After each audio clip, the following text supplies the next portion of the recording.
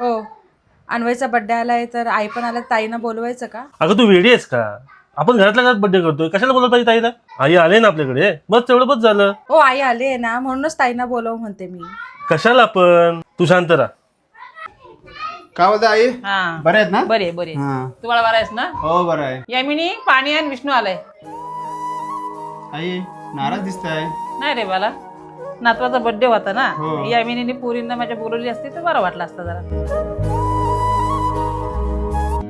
बघ पाणी सांगितलं आणायला तर फक्त पाणीच घेऊन आली, खायला काही तिने आणलं नाही. तर मी बघते तुला नाश्त्याचं काहीतरी.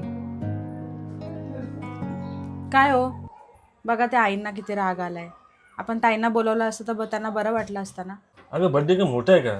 छोटंच केलंय, मोठा करू तेव्हा बोलू ना त्या ना. माझ्या मुलाच्याच मनात नव्हता माझ्या पोरींना बोलवायचा. मी उगाच दोष दिला माझ्या सुनेला. दिवसभर तिचा उगाच मी राग करून बसली.